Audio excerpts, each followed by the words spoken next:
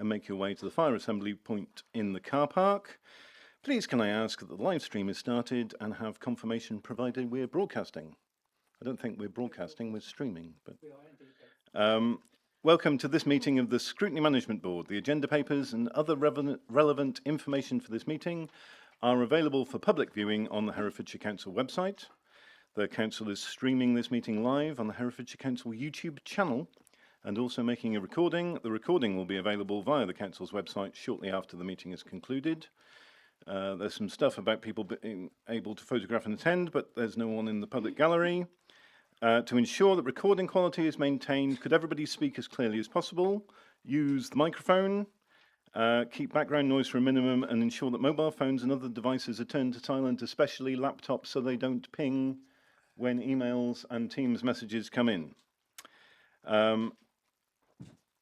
We'll turn to remote attendees. We are expecting Councillor O'Driscoll to attend a little later. He has some family stuff to attend to, and then he will be joining us remotely as soon as he can. Do we also have Simon Mitchell? Can I just check that you can hear us and check that we can hear you? Good morning, everybody. Okay. That's good, thank you. Do we have anyone else online at the moment? Not at the moment. Okay. Any members of the board with voting rights who join the meeting remotely are not able to vote on resolutions of the board, but may otherwise participate. And we don't have anyone else joining us remotely. We have a number of other attendees present. I'm going to do a quick round of introductions in a moment. But first, we have apologies from Councillor Harvey and Councillor Crockett, I believe. That's correct, yes. And we have substitutes. Substituting for Councillor Crockett is Councillor Tully. Welcome. And substituting for Councillor Harvey is Councillor Toynbee. Welcome as well. Are there any declarations of interest in respect of items on the agenda? Okay. So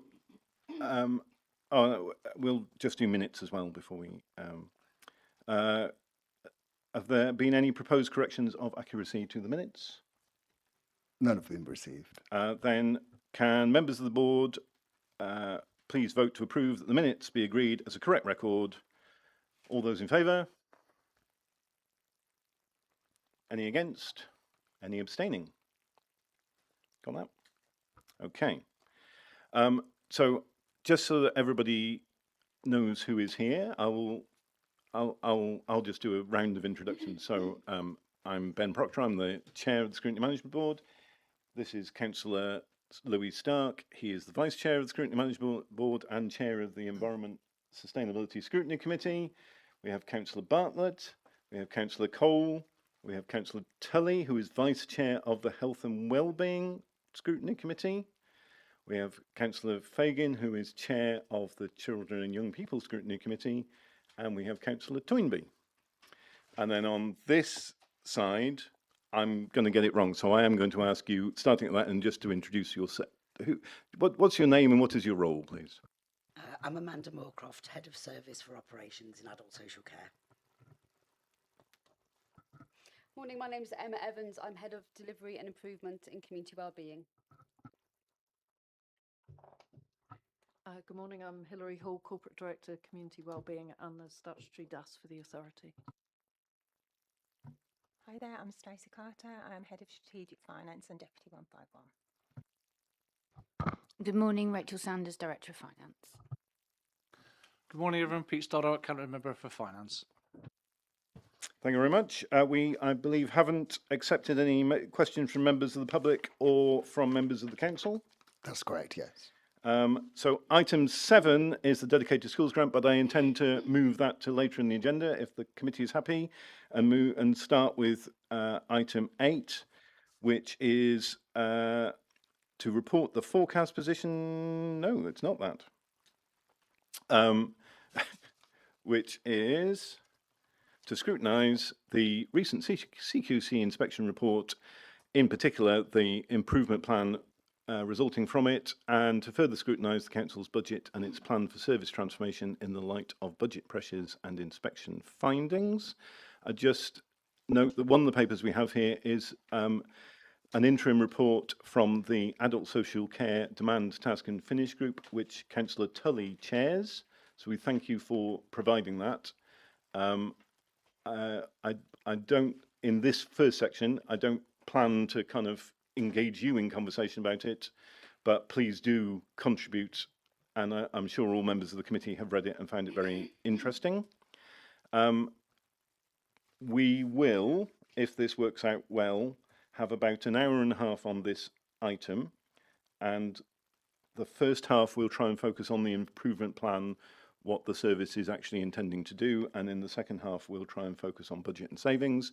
I'm aware that these conversations go to a certain extent where they go, but so I'll try and not interrupt the flow, but I will also try and keep us on track.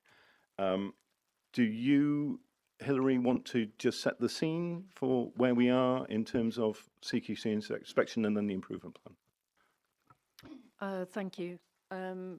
So as you have on the agenda, the outcome of our CQC assessment was published at the end of May. The overall rating was requires improvement with a score of 56, but within that there were a lot of strengths noted, but particularly good noted for safeguarding and for partnerships and communities. Clearly this process has been a long one. It started last April 2025. The assessment is a reflection of where we were in September last year, and obviously by where we are now we have moved on considerably, and some of the improvement plan reflects that. Overall, we welcome the inspection and it's not an inspection, the assessment, and we saw it as a way to learn. I think just doing the self-assessment that was a required part of the process was a useful exercise for us, both to reflect on strengths but also to identify areas for improvement. And I think what was really reassuring about that was that CQC agreed with the areas that we said where we know we need to improve, and they corroborated the strengths that we have. So I think from our perspective it felt like they had endorsed our kind of self-awareness of where we are. I'm not complacent about that. There's clearly there is work to do and we need to move on. I think the bit I would say that adult social care services in local authorities have not been subject to any kind of external assessment for some 20 years. So this was a completely new inspection framework, and for many of the staff had never been through any kind of inspection in this way. So a kind of a complete learning curve all round really in terms of both CQC and ourselves. That said, I think staff really responded well to it. There was a real sense of wanting to demonstrate what we do and to engage with the inspectors, and I think that was a really positive part of the whole thing. Inspection can be something that can be a stick to beat, and we wanted to use it as an opportunity both to talk about the things we're doing and where we need to improve. And CQC inspection goes on, so whilst they have now completed what they call the baseline assessments, the next round of assessments are underway, and in many ways I suspect that the second round will potentially be more difficult to kind of work through, because they will have learnt the lessons of the first year, and there are different requirements. So there is case sampling, they will be sitting with practitioners to discuss cases. That wasn't the case in this first year.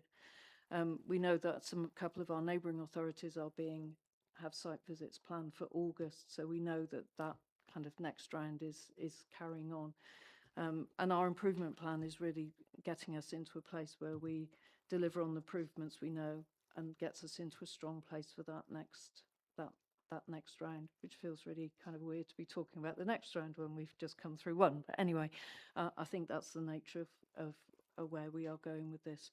And Emma, who introduced herself, is our lead for CQC insurance. We felt, alongside a range of other things that she does, but important that we have that nominated lead to guide us through what will be another process of information, and also them coming on site at some point. I suspect it will be sometime within the next 12 months that we will see that. Hope that's helpful. Chair. Okay, I'm going to start looking for people's hands, but I'll kick off with a kind of broad question. So, how should members know that this is the right improvement plan and be confident that it is going to deliver the improvements that we need?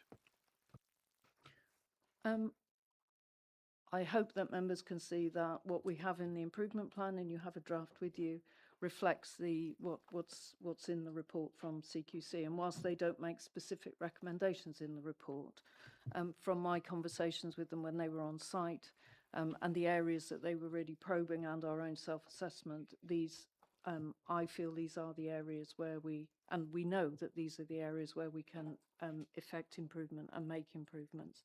So from that point of view, I think members should be assured that we have picked up. Clearly, we're not ignoring the areas where there are strengths, because that's important that we consolidate. And I think Councillor Tully's Task and Finish group has highlighted some of those areas, and we would want to kind of consolidate on those and make them even stronger.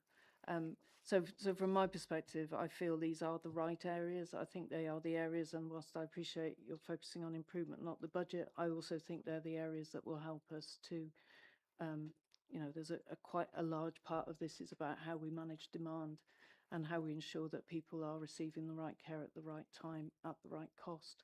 So the two aren't distinct, they clearly interlink. But I think if you read the CQC report, you can see that where we've pitched the improvement plan reflects that as well. So I've got Councillor Stark, Councillor Butler. I'm just going to pursue that. You talked about some slightly harder measures, so that these are the right things to manage demand, to manage cost. But in the improvement plan, I didn't see those sorts of metrics. Where are they? So what we intend to do, this is, if you like, the high-level improvement plan. What will sit beneath this, which Emma is working on now, are the detailed actions, because whilst these are a summary of the actions, but also the evidence of impact and the measures that we'll use. Clearly, this is still work in progress. This is the latest iteration, and we're happy to share that through the Scrutiny Committee once we've got to that point. But that's where we will have those really hard measures, and more particularly that evidence of impact, because I think that's what residents and their carers are saying about the improvements as well, because it's not just about the hard metrics, it's also about that feedback as well. So underneath this will be a very much more detailed, which, as I say, Emma and myself are working on now, is a much more detailed plan that has those things within it and linking it through. Maybe this is something that comes up, and I'm sure Councillor Tully will have some views on this, but I feel like I would still like to see some outcomes at this very high level, and then some more outputty things maybe in your detail. But enough from me. Councillor Stark. It's very much along the same theme, Hilary. I did look at the CQC report. It's over 100 pages long. It's a narrative report. Some of the concerns I had as a former statistician with some of the comments were, one partner said this, one carer said that, one person said this, and I couldn't get a feel from the assessment how much weight they'd put on those single statements. And I agree entirely with the chair. You have put out a high-level set of actions from the CQC assessment in terms of the high-level improvement. But what I'm worried about is the CQC assessment itself lacks the qualitative evidence that would give us confidence that when you start the high level, you're actually on the right areas that you need to look at. Can you give any more reassurance that that is the case? Because I kept going round and round the improvement plan, the CQC report and everything else, but I just couldn't get the qualitative evidence that would say, yes, we're on the right track here. So one of the feedback from most authorities has been about that balance, if you like, in the CQC reports where it talks about one carer or one partner. And that was part of what we fed back as well, that we couldn't get a sense of, was this something that all partners, or, you know, what was the kind of relative weighting, if you like. And I think they have started to address that through the improvements they've made to the framework for the next round of CQC assessments. That doesn't help us in this particular instance, I accept, but at least that feedback has been taken on board. I think, so we have put some outcomes in here. This is about what people will experience, and we need to underpin that with some more detailed. I accept the challenge from the chair on that, and we will do that into the improvement plan. From my perspective, the improvements that we put in our self-assessment were the things that we know where we need to improve, and the CQC reflected those. There were some areas where it said one carer, one partner, whatever. I wouldn't say I've ignored that, but we've tried to focus on the areas where we know we can have the greatest impact. We know, for example, that our offer for unpaid or informal carers is not as good as it can be. That came out very clearly in the report, maybe not in very qualitative and quantitative terms, but it was very clearly there. We want to go much harder and faster on that in order to make that improvement, because we are so reliant on informal carers for, you know, the work that we do. So we've used it as our kind of, yes, the report backs up what we know ourselves, that we know where we need to improve. And so we've worked on it on that basis. I appreciate I can't give you absolute assurance as a statistician, Councillor Stark, that we are, you know, this is absolutely, you know, A plus B equals whatever. Don't think that works either. But anyway, but from my perspective, I've tried to work on the basis that those are the improvements that we know we need to make. We know we need to do more around the front door. We know we need to do more to improve OT practice, which will have better outcomes for people. So we've used the report in that way, rather than trying to say, because 10 carers said this or 10 partners said that, therefore that's where we'll go. We've tried to use it in a more holistic way, I suppose, for want of a better word. I'm not sure that helps, but that's, I mean, we're trying to work from a report that probably is too narrative based, with lacks specifics within it. And just one final point. Did you use evidence that you had yourselves to feed into the improvement plan? Because that would have been useful to have highlighted where you felt the CQC assessment was maybe too qualitative and not quantitative enough. And here's evidence we've got from what we've done ourselves to actually feed into the improvement plan. I think that would help going forward to provide reassurance, Hilary, if we had that sort of evidence, to know that that actually was a supplement to what the CQC assessment was saying, so that we had a firm assurance here. I think that's absolutely valid, and I think if we look at our self-assessment, we can clearly pull the evidence from that, because we were very evidence-based in what we said in that, and we'll be able to pull that through. I appreciate you're not seeing both of those documents together, and that probably makes that more difficult to see.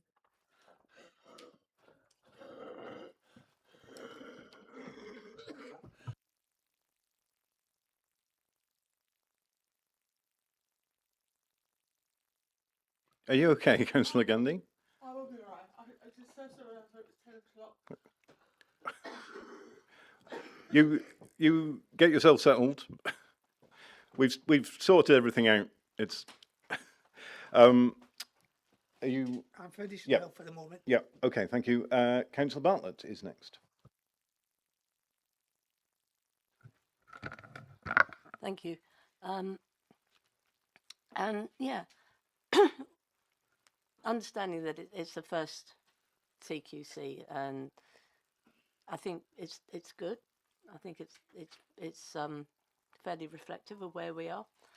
One of the things that I was interested in, like Councillor Proctor was saying, is that the link between the improvement and the need to save money, and both are valid, and improving the service, because the service needs improving, is in its own right a good thing to do. But I'm mindful of the fact that within that we still have financial constraints about how much we can do and how we could do that. So I am quite interested in those tensions between the improvement and the need to save money. So that's my first question about the plan. My second is around the delivery timelines. I mean, obviously, we got we've started doing a lot of work, and as you say, the plan, the CQC was a spotlight in time last year. So where are we on the delivery status? Because obviously some of them are July, August, September, which is sort of right now. So are we on track with our delivery of these? And it's also understanding, are those milestones, you know, specifically about service, the wellness or the goodness of the service improvement, and where are they specifically to be mindful about the fact that we need to try and save money? I'll try and answer that in the best way I can. So if I answer the last part first, so we are on track with the milestones. I think it's important to say that when CQC came in September, they could see we had plans in place to address the improvement areas. What they couldn't see was that because they weren't fully delivered, they couldn't see those improvements were embedded. That reflects the requires improvement score. So we have been, and we meet every month as a directorate leadership team. We have a plan that we've been monitoring against those improvements since September, if you like. Well, before that really, but essentially with the foot down since September. So some of these ones that say July, it's not like we're starting that action now. The action has been underway for previously, and that's when it's due to deliver. And as I say, we track these. We have a monthly tracking of these, and Councillor Gandhi comes to the meeting so that she is on track to see what we are delivering. The link with budget is, and I think you could probably link budget to every single one of the improvement areas. So if we're talking about strengthening the front door of adult social care so that anyone ringing up gets a really good experience, that's also linked with budget savings, because that's about how we prevent, reduce and delay people's needs. So where we signpost or connect people to different forms other than adult social care. What we need to get, and the work we are doing behind the scenes, is to be really clear what that, in some cases it will be cost avoidance, but in some cases where we're actually saving money by the way in which we're responding to people's needs. We still have to respond to those needs, albeit we're not necessarily going through a formal adult social care assessment. Similarly with reablement, which is about the people coming out of hospital. If we can reable people, really strengthen that reablement offer so they can go back home and be able to live in their own home without any formal adult social care support, that's a saving, or it's at least a cost avoidance. So I think every single one of these has a budget line, and what we need to probably do in response both also to Councillor Proctor's challenge is be able to make those connections stronger within the improvement plan. I think where we get into an issue is we're required to have an improvement plan to meet the improvements of an inspection regime. So necessarily it has to be much more probably outcomes and actions focused, but equally we know in the second half of the discussion around budget that we also need to manage that budget and deliver our savings. So I think that's why we try to manage the two together. So our monthly meetings are not just about the improvements, they're also about budget as well, and how we bring all of that together. That's really difficult to articulate in a written plan. And I accept that there will be different focus depending on what we need to look at. But what we've tried to do is say, actually, these are the areas where we need to focus, both from a service improvement point of view, but also from an ability to either avoid costs or make actual savings.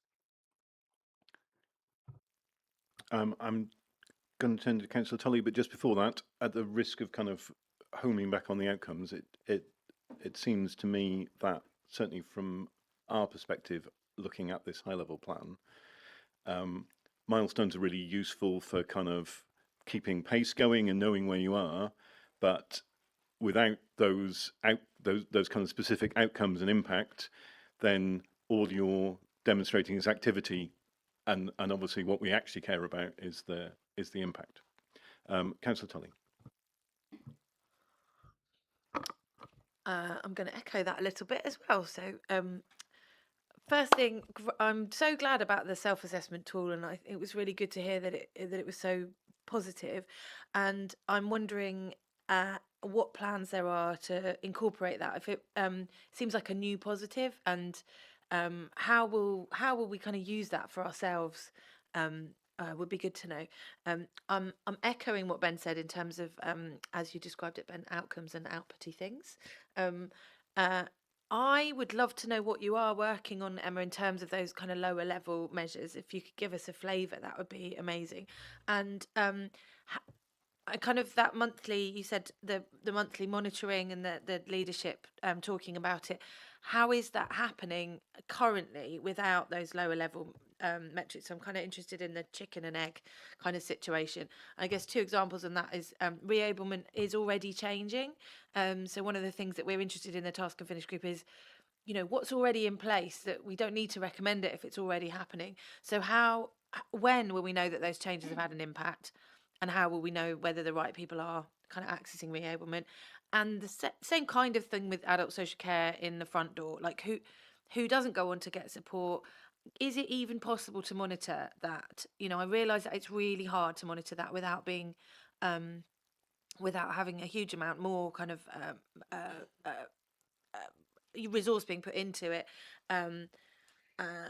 But obviously we're a fair long way since the CQC came in. So what ideas do you have to really make sure that those delays in the front door don't turn into worse access later? Thank you. Thank you. So in terms of the self-assessment, our intention is almost to do an annual report which builds on that self-assessment, so that we would not, in a sense, publish a self-assessment, but publish an annual report of this is what we've done, this is, you know, where we're going next. And in old-fashioned language, we used to have to produce what was called a local account. And that's similar to what we were proposing to do, and we've already had those conversations, because I think going forward the self-assessment required for CQC will be a much more streamlined one, and not perhaps the breadth that we did for this time, but that's learning, and we can take that forward. We've definitely have got data now coming through around reablement. So the new the one element of that went live on the 1st of June. So by where we are now at the beginning of July, we will have a month's data specifically on that. We have a new case tracker that we've been implementing for the last 2 months. And again, we'll have a full set of data coming through from that, which will enable us to be able to demonstrate the impact that we're having through the changes. Some of the lower level indicators are our normal performance measures that we measure, that we are tracking anyway. So contacts to the front door, the percentage people waiting, etc. Those are already there, and we continue to track those, and they do form part of the lower level or the supporting plan. I think the front door is a really tricky area, because we need to be able to track the people who have not necessarily gone through for full assessment but have been signposted or directed to elsewhere, which is where community connectors comes in, where we've used the community connectors. We are getting the data through from their work now, which will help inform where they are seeing where we're seeing the benefits of the work they're doing, and the benefits for residents of different options for needs being addressed. I think, short of having yet another different system that tracks people who have not gone through to adult social care, but we are trying to do it in quite a lean way. I've brought in, one of your questions in your paper was about how we're supporting this. I've brought in someone with expertise in the front door of adult social care to support us to, if you like, bring together a bit of a dashboard of how we can track better at the front door. We don't have delays so much at the front door. What we do have is where people are then referred through for assessment. Then we will have some delays and waiting lists, which we triage constantly. but that is the work that we're doing to really try and get to really understand the impact we're having at the front door, and where I think what the bit for me that's really important that we are is that loop of, if we've signposted or directed someone to different form of support, how soon in effect do they come back round and potentially need adult social care? And that's the real, because it's however we phrase this, if people's needs are such, they are going to get to the point where they need formal adult social care. That's an inevitability. If their needs are such, we can do all the work in the world to try and reduce and delay that, but at some point they're going to need it. Now, hopefully that will be for a shorter amount of time because they'll have had other support, but they are going to need it at some point. And being able to track the effectiveness of alternative support and the length of time before people do come back needing formal support is a real key part of the work we're doing here. Some of this has been about getting, the actions have necessarily been about changing practice, etc.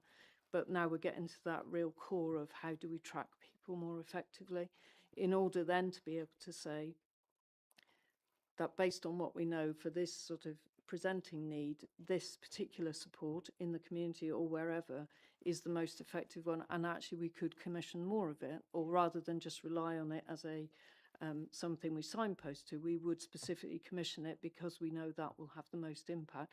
And that's where we get to the real, that's really kind of the crunch stuff that we're now working our way through. And none of this is easy. No local authority has cracked it to that extent. So we do have to it is real work in progress. Sorry, just wanted to add in as well around asking people about their experience and reaching out to people. So we currently do something called the Person's Voice Survey. We post it out to people who've recently had an assessment and support plan. And actually moving forward, what we wanted to do is broaden that to actually speak to people throughout their journey with us, including, if they've reached out to us at that front door and we've advised them elsewhere, is actually reaching back out to people and saying, is the advice we gave you right? Do you now have the support that you needed? Is there anything further that you need? So we already ask people about their experiences and learn from them, but it's about broadening that across their journey, and that includes people, if they've come to us initially and we've advised them to go elsewhere. Thank you. And obviously that was my question, was also to you as well, Emma. I think there's a difference between asking people what their experience was, which is great and incredibly resource heavy, and also just what you were saying, Hilary, around do we then keep records of when somebody comes to the front door, we know how many times they've come before and we know where they've gone, like where we have signposted them to. So do we already have that data, and is it possible therefore to be at this point being able to say, well, actually we've got stuff to compare this to, and we can see who's coming back and how long they are before they come back? So that's brilliant to know. We do know when people first come to us, we signpost them elsewhere, and we know when they come back, and we can track that. What we can't track, and what we haven't consistently gathered, is where we've signposted someone to, or what support we've signposted them to, or whatever it is that we've done. And that's the more trick. That's the bit that I think we really need to get under the skin of, because that will start to test the efficacy of where we're sending them. So, because it could well be that we divert someone to a service, but they, within a week they're back to adult social care. Now that could be entirely legitimate because it's based on that person's needs, and we couldn't have foretold it. Week's probably too short, but you know what I mean. There is a degree of understanding, not just are those services effective, but also how that aligns with individual need, which is where it becomes much more tricky. But by gathering the data, and we are now tracking where we are signposting, sending people to, that's quite embryonic still, but at least that will start to give us that evidence base that we can build on going forward. we would be able to do it, but it's a manual trawl of the system. What we're trying to do is automate it so that we can do it as an automatic report. We do track it, so we do audits of the front door. So we'll look at 20 cases that didn't go through to adult social care, and we track it in that way, but we want to be able to automate it so we get kind of regular routine reporting on it.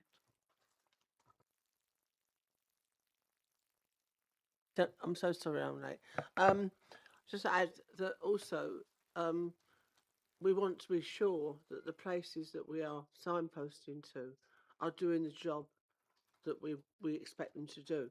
So the other thing is to get the feedback as to why they've come back. Is it because we signposted them in the wrong direction, or is it because actually the place we signposted them to was the right place, but they weren't doing what we wanted them to do?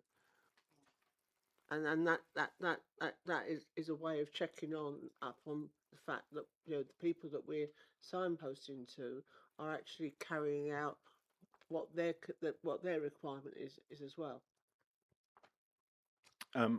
I've got Councillors Toynbee, Fagan and Stark. I'm hoping Councillor Toynbee is going to move us on to kind of prevention-y type things. Is that? But just before that, I think a recurring theme, it seems to me, from an SMB point of view, is the importance of getting better at using data, better data architecture, better analysis corporately. So it feels like wherever we look in the council, people are trying to get better at using data. Corporately, so the kind of CLT cabinet level, are we putting enough investment into improving our data capability, making sure we've got the right data skills available to people like yourselves who are trying to use data to improve their services? Certainly, we work closely with the corporate performance and intelligence function. They support us in terms of the work we're doing, and you will have seen that strengthening data and insights is a key strand of our improvement plan. We felt that was really important because I want to be able to answer the specific questions in a specific way rather than we're working on it.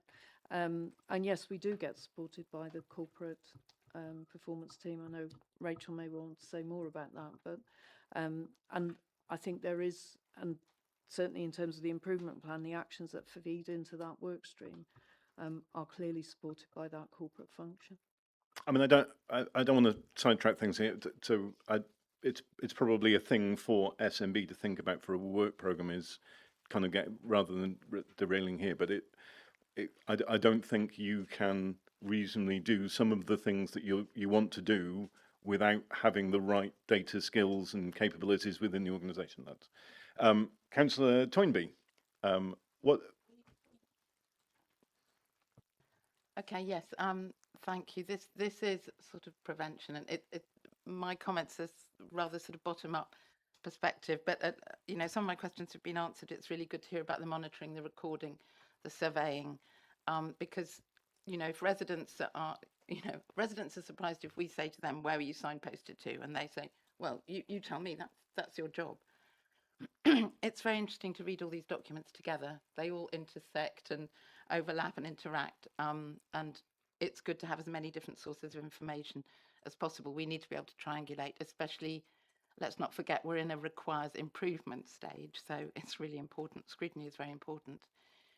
One point is that there are potential risks in delaying residents coming into statutory services. So we have to be careful about being, you know, the main thing is just to put it off as long as possible. There are risks. That's not always what's best for the resident.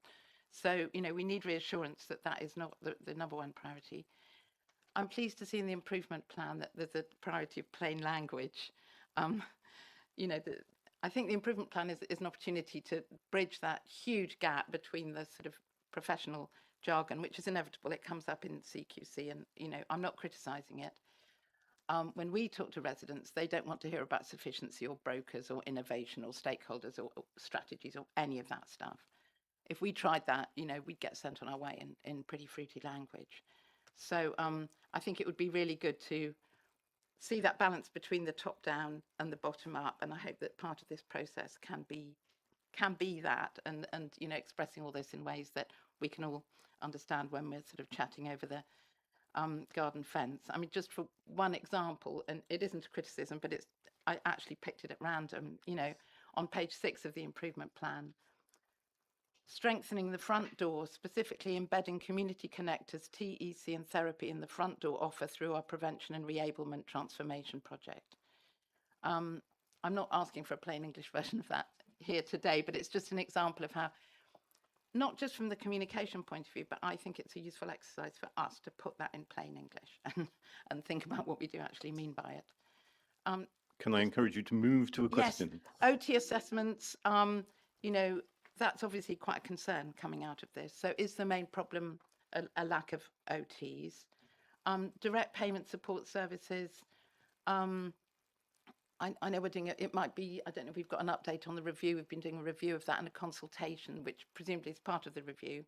So it would be good to know sometime how successful residents are at finding a PA, if they're getting the support they need for a PA, because they look to us for that support, but equally we use external people, and I know that's difficult. And finally, with Talk Community, it was good to hear you mention community connectors earlier on and their role in the front door prevention. And it would be good to see what it means when it says in the assessment that there is an active move to moving this role from being reactive to proactive, because, you know, maintaining directories and signposting and that kind of thing is very basic stuff. And residents expect to see our community engagement people actually out in the community. So it would be good to know what the expectation is there. Thank you. I've got to try and remember the questions. So the last one first, and then I might have to come back to you, Councillor Toynbee. So community connectors have worked with 600 people so far since they've been put in place. And the bit about being proactive, so what we have historically done on the front door is signpost people. We've asked people in effect to go and make a phone call. What we know is that people having made that initial phone call to the front door, actually that's quite a big step to then expect someone to then go and phone someone different that they don't know. They potentially might not do it.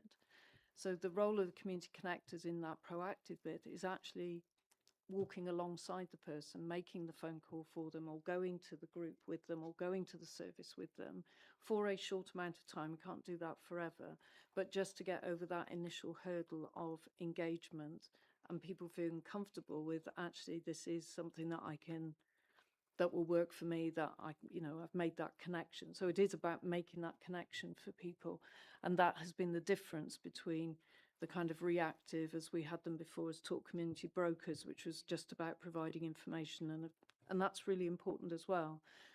But it's going that step further, if you like, to actually making the connections for people and walking alongside people. And we are seeing huge benefits of that, because actually that's, as I say, just having the confidence to walk through the door to something that people wanted to potentially engage with, but just couldn't for a lack of confidence or whatever. We're now through that, and that is something that we want to develop further. In terms of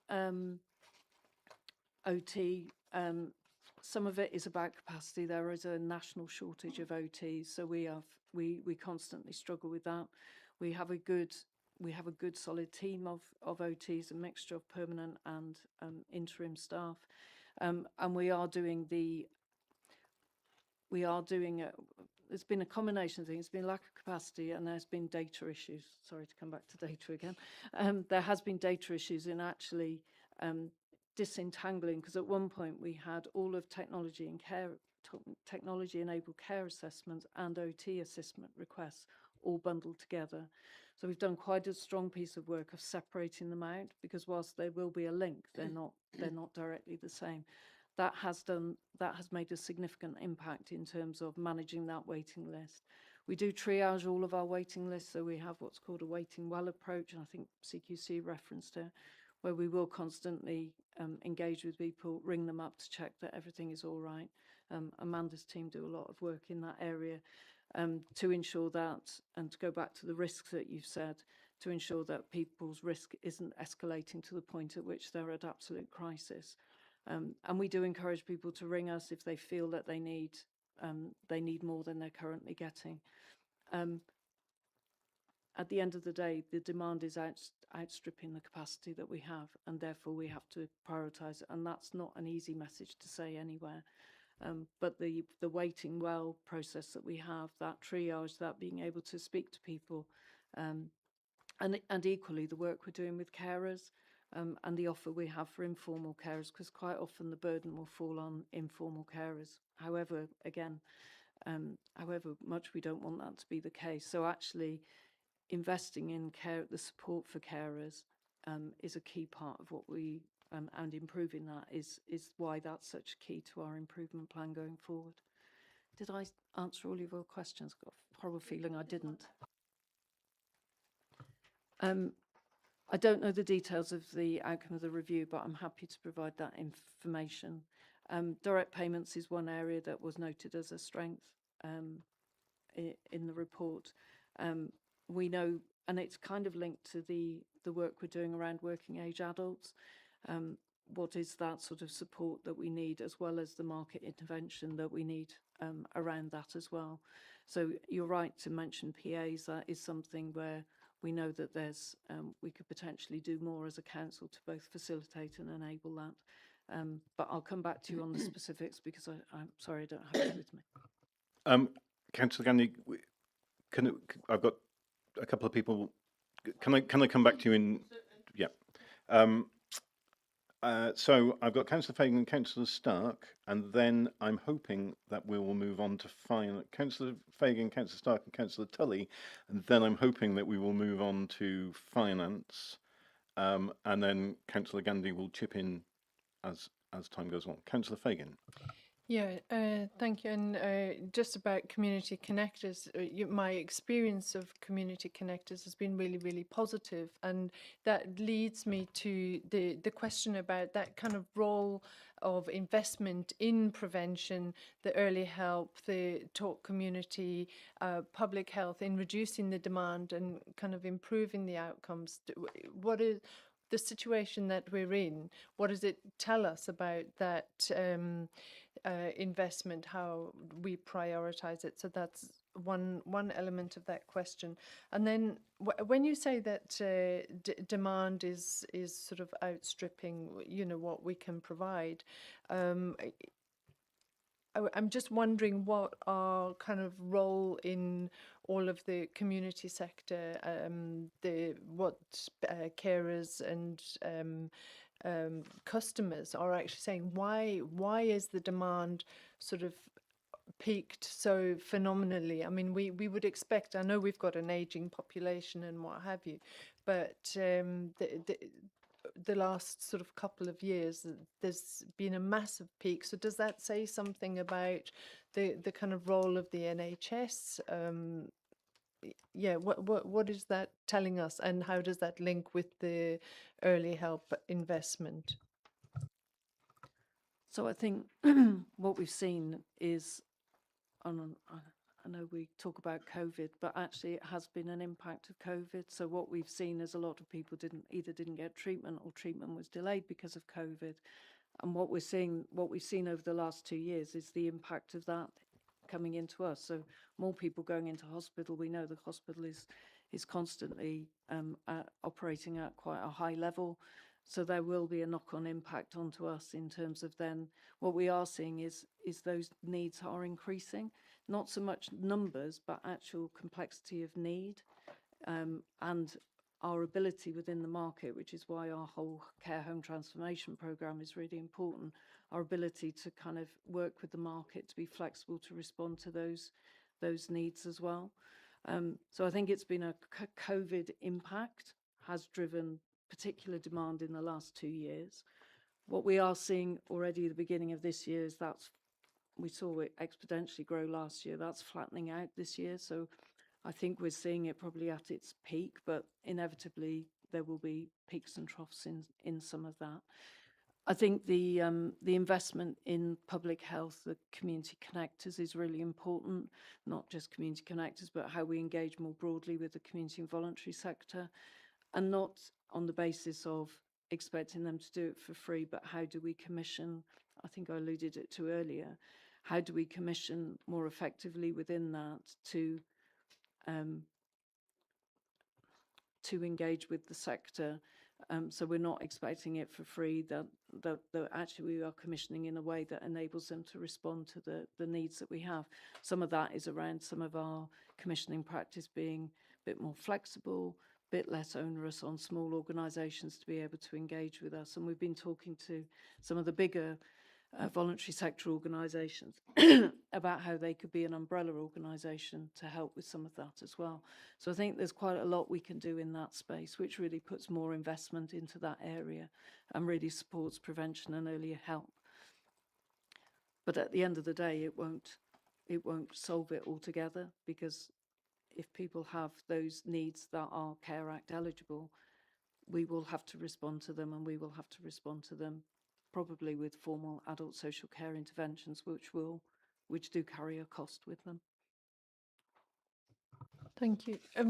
Just a quick sort of add-on to that, because there's so many different moving parts in this, and I just wonder whether we actually have the adequate resources within the partnership even to be able to do the data analysis, or is that sort of something that we also need to invest in? So investing in the preventative work, but also investing in the analysis of the different moving parts, so that we know exactly sort of where the shortfalls are. I know we've talked about data, but I just get a sense that there's data everywhere, and making sense of it is a real challenge. And are we properly prepared for that? I completely agree. I think we are drowning in data, but the analysis of it, the insights into it, is really important. I think we have the expertise. We've just got to create that space, in effect, to be able to do some of that work. And I think it is system-wide. And I think that way we maximise the resources we have. For example, as part of the reablement work, we invested through the Better Care Fund in some short, sharp data expertise to support with that, which has enabled us to get the tracker up and running, which has enabled us to do some of that better reporting and tracking. So I'm not averse to where we need to put some of that investment in looking at that. We have done it. So we've brought in some expertise on the commissioning side to support us. We've brought an expert into the front door. What we're trying to do is do those short, sharp interventions that support us and transfer those skills to our existing staff, so that we build our internal capacity as well, because we can't be forever relying on external support. We need to be able to skill up our internal workforce as well. So part of our approach, if you like, is to invest in that, in short-term external expertise that then can transfer the skills to our workforce as well, so that we build and grow it from within. Just before I move into Councillor Stark and Councillor Tully, and then we move on to budget, what you said there just highlighted a question that came up in our pre-discussion about the role of partners in the improvement plan. So in the kind of governance of the improvement process, we didn't see any partners being involved in that, and it seems like, since partners, voluntary sector partners, other statutory partners are crucial, should they not be involved in kind of overseeing this improvement plan? Maybe they are and they're just not shown. So they are, and it's not shown in here, for which I apologise. So through the One Herefordshire Partnership, we are taking the improvement plan through that, which is the system-wide partnership, if you like, around health. Also has voluntary sector as part of that. So we will be moving it through into that board for oversight and also support. I think. I think that's fine. If the answer is they are not shown, I don't think we'll make a recommendation, but it would be helpful to show that. Councillor Stark. I'd like to take one step back from that question and involve you, Councillor Gandy, because I know you want to get involved in the debate, and we are here to scrutinise the executive, not officers. the improvement plan does have a number of areas where it's relying on health partners, the voluntary sector and the community to step up here.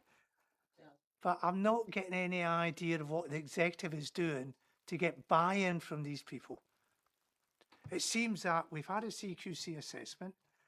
There's a lot of engagement that has gone on across the piece with various sectors that are involved in delivering the overall service to adults. And in that case, it is a very much a fragmented service. But I don't get any feel for how much executive is doing to get buy-in. You've produced this improvement plan from the CQC assessment, which I think has got issues with it anyway.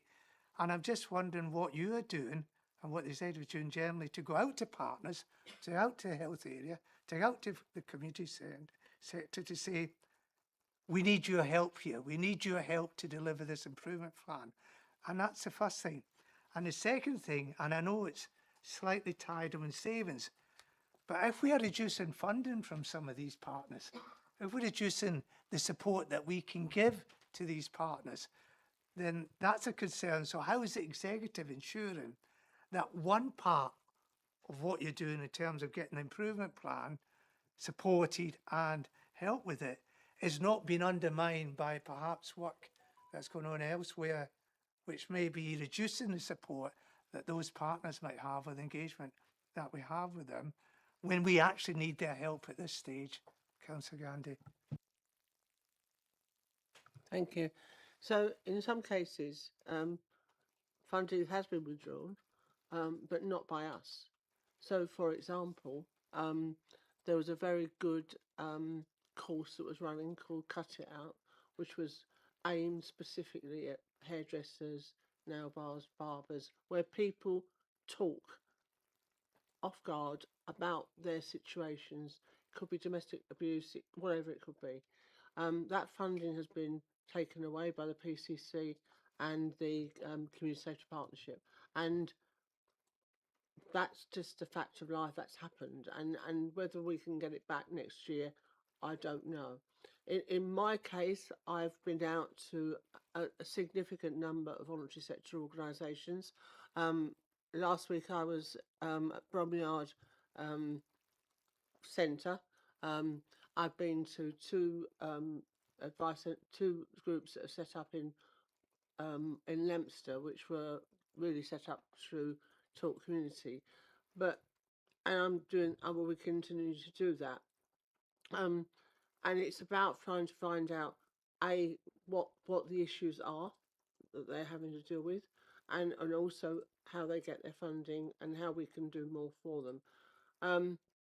If I was to be honest, when we're talking about prevention, one of the biggest issues we have in Herefordshire is the fact that people are lonely, and they go to, it doesn't matter whether I went to Bromyard, where they've got the food bank, or whether I went to the two organisations in Leominster, the words that were coming out of the more voices of the people using the services is, we are lonely. And if we don't, and how we crack that, I don't know. But if we don't crack that, then that goes on to mental health problems, etc., which we've got to deal with. So Bromyard, for example, was saying people were coming into the food bank who were regular customers but were now on their feet, and picking up just one tin of beans or something, and then having a cup of tea and a chat, and made it absolutely clear that the only reason they were there was because they were lonely. And the same thing applies at Halo when you talk to the people that have been on the cardiac course by social prescribers. They carry on going. It's because they want company. We are a very rural community, and if I had one plea to make to all of you and all your parish councils that you are involved with, just try to do something to identify the fact that people are lonely. And if we can make people less lonely, then there's less likely to come through adult social care with issues, because sometimes that's masking the fact that they're lonely. And when I talked to Sarah Shingler, who is the general manager at Wye Valley Trust, she said it's exactly the same with their A&E department. They are full of people with fairly minor injuries who are lonely, and on Christmas Day they are inundated with people because they are lonely. And prevention means a lot of things, but really and truly, all of us and all communities can actually work to stop people being lonely. But this is an important point that I'm trying to get at. You've just highlighted the issue that I was talking about. You've said other agencies have removed funding. We know the ICB funding is under pressure. What I'm trying to get at, Councillor Gandhi, how can you reassure the committee that the money is going to be there to deliver this improvement plan? If other people are reducing funding and you're needing those partners to work with us to actually deliver the overall improvements that we want to achieve. I believe that our improvement plan, which is over more than just this financial year, that our improvement plan has within it the ability to actually get income in, which will give us a bigger slice of money that we can use to support those organisations that are really struggling. So, as a minor example, and it is only minor, we have a tech group, and I don't believe that it goes far enough in advertising what we can offer for people to stay in their homes and stay safely in their homes. So I took the decision to speak to Sarah Shingler, and we're now putting on an event in Leinster Hospital, and then we're going to Bromyard, and then we're going to Ross-on-Wye, and we're going to all of these places to talk to visitors as they come in to say, this is what we've got. You don't need to feel worried about your relative, and ultimately, not if you live a long way away, you don't have to put your relative into a care home, which they probably don't want to go into in the first place, because we've got the equipment which allow them to remain in their own home. So they're the sort of things that we're trying to do. So it's income as well as outgoing. Okay, thank you. We are moving nicely on to finance. Councillor Tully has the final question before we definitely move on to finance. And she's going to be pithy. I'm going to stay zoomed out, not zoned out, like Louis. And mention just one example from my ward. I guess you mentioned loneliness, Councillor Gandhi, and I guess the question would be, how does the improvement plan therefore address that? If that is the overall thing, how are we reflecting that in all of our services? And one of the things that I've noted around, so there's lack of OTs, there's a shortage of OTs, and an example I've got is that there's a blue badge scheme, and the blue badge scheme seems entirely separate, but it has OTs attached to it, and those OTs do a very specific role. And I was told when a resident had a very negative experience, a resident that's older, that's in a home that's probably too large, that just wants to carry on driving, that doesn't want to be lonely, all of those things, didn't get it, negative experience, that's completely separate. And I guess my question is, how is the executive making use of the fact that maybe a few years ago that was fine to have it completely separate, but if there's a shortage of OTs, how do we join those things up? Because it's all of our jobs, not just adult social care's job, it's all of our jobs in the council to make sure that we keep Herefordshire residents in their homes for longer. I have experienced issues for residents with blue badges. I have got a number on my list at home that I need to deal with, and at one time, blue badges did sit within this directorate, didn't it? And now it sits within customer services, and I don't know, because I don't know why the decision was made, because it wasn't made in my time, but it is not. I can absolutely say that the system is not working very well. Hilary might know more history of it. I don't know. I don't think we should get too into the detail on blue badges. I do think Councillor Tully's other question, which is if, as you say, loneliness is the key thing, is this improvement plan going to make a big difference to people's loneliness? And if not, is there a loneliness strategy?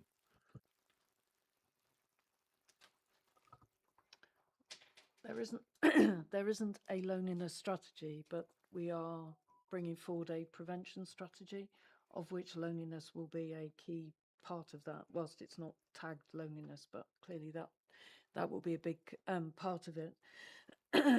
I'm not sure that the improvement plan specifically addresses loneliness as an issue, but I think the work that we're doing, particularly around the front door, the investment in community connectors, does begin to address that. But I'm happy to review the improvement plan in the light of that, if that would be helpful. I mean, in this we're just reflecting what your cabinet member said. So, okay, thank you very much for that. We have 24 minutes to cover everything to do with budget related to adult social care. So we'll have to be quite focused.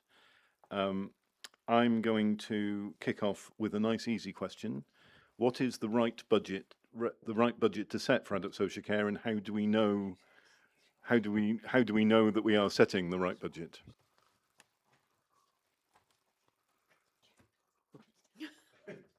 You're desperate, but you're both desperate to answer that question. Thank you. Really good question. Of course, full council approved a realistic and robust budget for the Community Wellbeing Directorate back in February. And as you'll be aware, this board invest a lot of time in scrutinising the development of that budget throughout the year. So my team and Hilary's team, the Community Wellbeing and Finance teams, work together over the summer months to review activity data, consider trend analysis, and that builds together a picture of the budget requirement for the forthcoming year. As we move through Q2 and Q3, we consider in-year performance against the approved budget, and that builds together and develops a budget for the forthcoming financial year that's approved in February. Then we monitor against that budget throughout the financial year, and inevitably, without a crystal ball, we cannot always predict demand and changes in complexity of care needs, etc. And so we monitor by reference to that approved budget, by reference to client numbers, and we forecast the expected spend throughout the year. I think your question, how do we set the right budget? We have to use the most reliable information we have at the time. But again, we do not have a crystal ball. So we're using the best information we have. It's a directorate-led budget, so this isn't the finance team sat in isolation determining what that budget requirement is. It's collaboration across finance and the directorate teams, but it's a difficult challenge across any directorate budget in this council, as it is in any council. And what is behind this is not any sort of criticism. It's literally like this is an important area. We do seem to be overspending this budget, and that does seem to suggest that I'm saying we collectively, the council, are not setting the right budget each year. Is that the correct takeaway from the past few years' performance? Chair, thank you. I think you can't, when we set budgets, they're not black and white. We set them with the best knowledge, information, experience. AI helps by giving us, rather than straight literal explorations. We now look at AI in the realm to help us get that. But what we then do is, as Rachel's alluded to, we keep that under control through all of the reporting periods across the year, as we go from an early point through the Q1 period, where it's 3 months of actuals and 9 months of not of projection. As we go forward, we get better and stronger as we go through. But as you saw last year, an issue happened, and community wellbeing ended up overspending their budget, not through lack of control or through irresponsibility, but because things were changing and we had to therefore respond to that. So we keep it under control all the time, but there's no such thing as a right budget. We set the appropriate level that we believe is appropriate for what we can afford. Councillor Stark. I'm just curious about the link between all of this, between the improvement plan, between the savings that have been set out, and how it's all joining up. And I'm not really looking to any particular person to answer this question. But with children's services, when we were really desperately trying to get it onto a standard that we wanted to achieve, we put in a lot of investment. We put in over 10 million into it. And that was hard. And we got the right result in the end, but it was due to the investment we made. Now, is there a case here, given that I didn't get a clear answer about the funding of the action plan being fully covered, members? Is there a case for saying, well, do we want to make, say, the 3 million savings from the 2 million to do with, I think, contracts and 1 million with partnerships, whichever way is round, or should we be looking to use those savings now to invest in the improvement plan to actually get a better return over the MTFS period, the medium-term financial strategy period, as we did with the children's plan? I don't know who would want to answer that, but it just seems to me there's a lack of joining up here, and it just needs someone to look at this overall. I can have a go. I think what we've got in community wellbeing, we've got the approved budget. We've then got an approved set of savings. We now have an improvement plan. And I think, as Hilary mentioned earlier, what sits underneath that is a more detailed action plan with milestones and outcomes. What Hilary also mentioned is that we now need to quantify the impact of that on the financial position. So I think that's work that is already underway across the two teams, but we need to consider how we join that up, as you say, and reflect on the impact on the overall council position. We're also carrying out some diagnostic work in the Community Wellbeing Directorate to make a start on the identification of savings for 27-28 and the MTFS period. So lots of activity. It's really difficult delivering within budget in an area of high cost, high demand pressures. We've got a challenging savings target in the current year to deliver. We're working on 27-28, and you're absolutely right. It's now about joining that up, understanding the interdependencies and how we can monitor the impact of that from a financial perspective, as well as improvements for residents. And I've got a greater concern, Rachel, that the savings could undermine the improvement plan.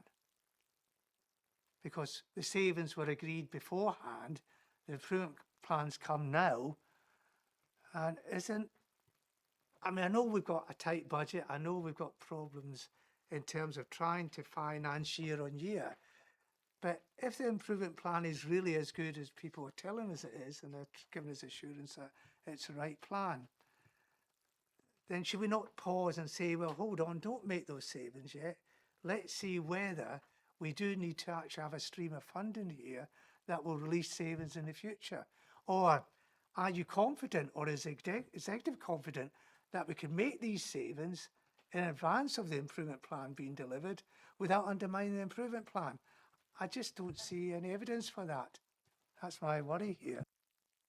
And Hilary and I had various discussions around the budget setting time around that very question. You know, are the savings realistic given the fact that we will need to make improvements linked to the CQC outcome?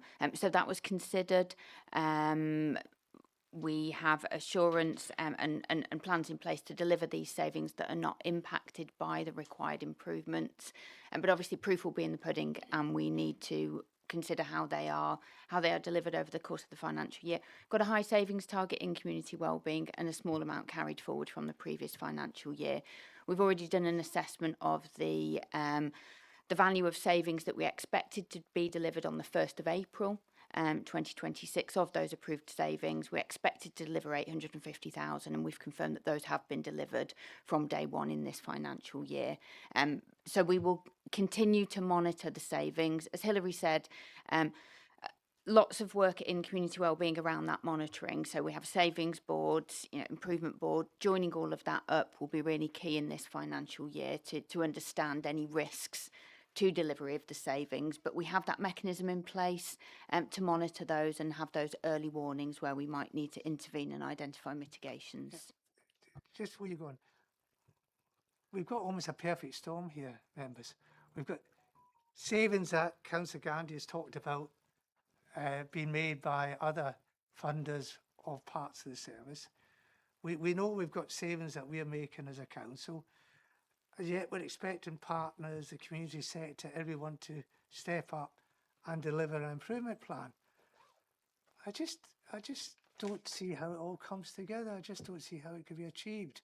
That's my worry at this stage, that we may be making savings that could undermine our relationship with partners, could undermine our ability to get them to buy into the improvement plan. That's the thing I'm trying to say. But I don't want to make a big deal about it. I think there may be a sense of a recommendation somewhere, if I can get my mind around it, Chair. Okay, so Hilary, unsurprisingly, wants to join in, then Councillor Stoddart, and then I have several hands up here. I think it's important to say that we haven't just produced the improvement plan now. The improvement plan has been underway since, well, prior to CQC, but as I say, stepped up after that. Similarly with the savings haven't just started on the 1st of April. So we've been working on those savings and developing them over September, October last year through. So the improvement plan and the savings have been developed coterminously, if that's the right word, together. Anyway, so we were really clear, and we've been really clear in everything we've said as a leadership team. We manage the two together because they do impact each other. So we're really clear that we need to do the transformation around our care homes and the way we commission care homes, which will have an impact on the budget and will both improve how we do work in the market, but will have an impact in terms of cost. And that's the bit that we're working through. Yes, it will deliver savings, but in the longer term will deliver better outcomes. So we've been really clear we have to manage the two together. They haven't just been developed in isolation. And we are conscious that there will be rub, inevitably, and we have to manage that. And I'm really clear that we have to manage that. But I don't want anyone to work away from here thinking that we haven't thought about those risks and we haven't been developing them together, because that's and the whole structure of our savings around demand, income, commissioning and efficiencies in effect underpins our improvement as well, because our improvement is about how we manage demand, generate more income, commission differently and are more efficient in how we work. So the two do come together. What we've got to get clear about for reporting purposes is how we report that in a way that gives that assurance. But I can absolutely assure you that they are being developed and worked through together. Thank you very much. I'm sure SMB will return to that theme when we come to budget setting next year, and it will be really interesting to see those links being made. Councillor Stoddart. Thank you, Chair. The responsibility of delivering a balanced budget and operating within our costs sits very heavily on us. We are aware of the challenges that incessantly are coming at us, but we have a responsibility not just to the 53 councillors, but to the 193,000 residents of Herefordshire to operate within our costs. If we do not, we will then end up, such as Worcestershire and Shropshire, going into EFS and borrowing money just to deliver services. And before we're starting to set a budget as we are now, Rachel and I are working on the 27-28 budget, we will have to be considering, in Worcester, they've got £6 million of interest to pay before they do anything else. And in Shropshire, it's £12 million of interest. So we do not want to go to the ESF route. But it isn't easy. It is not easy. And we work with our partners, and our partners are aware of that we are running a financially tight ship with lots of challenges around. So when we're asking them to make some savings, they actually we're not standing in a glass house throwing stones. We're actually delivering and doing what we're asking them to help us to do. So it's not simple, it's not easy. And as you know from our budget setting of last year, and as you'll all appreciate as we go through into the late autumn this year, we'll be engaging in, we will work in a collaborative and open form with everyone to deliver yet again another balanced budget for the people of Herefordshire. But it's not easy. Thank you. Okay, thank you. So I have councillors Fagan, Tully and Bartlett, and we're in the last 10 minutes of this session. So bear that in mind when you ask your questions, please. Thanks. I was just wondering about the relationship between capital investment and revenue savings, and also within that, is there a mechanism within Section 106 funding that supports adult social care? Because we see a lot of the new housing that is actually going to an elderly and aging population, but I certainly haven't seen anything that suggests that Section 106 contributions are directly supporting that. So I don't know if that is because of a national issue or if there is a mechanism that we can tap into. But it is that relationship between capital investment. Are we actually investing enough capital in areas that could support the revenue savings that we need, and at the same time support the residents of the county in the services that they need? I mean, the obvious one within the capital programme is the Disabled Facilities Grant, and that is one which really does directly support work around adult social care. Realise that's a grant from government, but it does come through our capital programme, and the way in which we use the Disabled Facilities Grant does help us flex, does enable people to remain in their homes with adaptations, etc. So there's a clear correlation there. Whilst I appreciate it isn't adult social care, clearly the investment in housing is a way in which we can support on the revenue budget, which is another part of community wellbeing, except it's not adult social care. I think one of the other areas where we have in the last 2 years used the capital programme is to support improvements to our 2 care homes that Hoople run for us, which is Ridgemore and Southbank. And we have seen that then reflected in their CQC ratings, which have moved them into good as a result of doing that. And I think there is more, there's clearly more we could look at. We know that, and I know there has been talk about a care home or investment in a care home. What we know is that the market is keen to work with us on that, so it wouldn't be a case of us investing our money in capital. We would do the support because we know that there are providers willing to work with us, and that's part of the business case that we are nearing completion of to bring that forward. So it's not so much about us using our capital programme, but it is using our working with those other providers that will help relieve on our budget as well, particularly for people with complex care, which inevitably costs the most in any budget of supporting that, and where we're currently having to place people out of county. We can do more to bring that in county. That will significantly help. Councillor Stoddart wants to come in as well. And we don't get any direct 106 funding. But I think I'm interested to see what you say, but it feels like there may be some further opportunities here. This is a theme that SMB has been pushing for some time, but it feels like certainly in that sort of working with the private care home sector, there may be an opportunity to do something slightly more imaginative with our capital programme that will lead to revenue savings. But I don't want to speak for you, Councillor Stoddart. Thank you, Chair. So you will recall that as we went through the capital programme from the year before and this year currently, we have introduced that back in February and we explained that the majority of projects that we've put into the capital programme for this year have actual revenue benefits. So it's things like the AP and the SEND provision for £10 million. It's the £10 million for temporary accommodation housing, and things like that. We're looking at items in our capital programme, maybe not directly aligned to adult social care, but looking at revenue savings. So that's one of the key lenses that we've actually looked at for all projects. I just think possibly the committee feels that adult social care, there may be some opportunities that haven't been explored yet. Sorry, Councillor Fagan. And yeah, I just wonder if that's something that we might be able to pull out of some data analysis. That that's being done. Is that actually, would it support? Would more investment in the capital program be able to support, for example, reablement services? Colloquially, you speak to people who've suffered stroke, and they don't actually have the same provision that they would have had years ago in actually becoming active again. And are there kind of facilities that we could develop in the county that actually sort of support those sorts of reablement services that by using our kind of capital program? I think maybe there's a recommendation in here somewhere.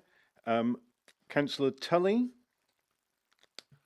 Thank you. I would note there was mention that our neighbouring counties do have to think about interest to pay before they start thinking about delivery. I think we've also made choices that are going to cost generations, and I think that we also have to be aware that we've got to make we've got to think about those things as well.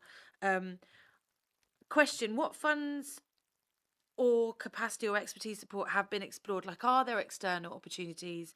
Tony's mentioned about investment, but are there external opportunities to talk to kind of our broader groups like West Midlands ADAS, or what? Are there opportunities to look at, maybe because we are in a situation where we need improvement, that actually there are things that we could draw down on in this short period around support and capacity, transformation money. Maybe there's a recommendation in that, I don't know, because it's just a general question. And then also just in terms of us and our partners working collaboratively, as well as working collaboratively, can we look in a financial way at the partners that also have an obligation, and just to make sure that we are kind of holding their feet to the fire as well in terms of what they should be doing.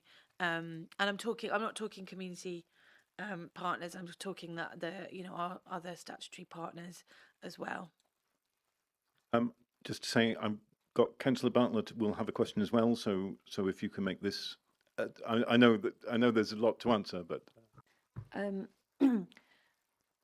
So we are working with partners, and if I use a particular example around reablement, the data tracker we now have will hold people's feet to the fire, if you like, across the system, in terms of ensuring that people move through the system and that system flows more, because we will know where the potential delays are.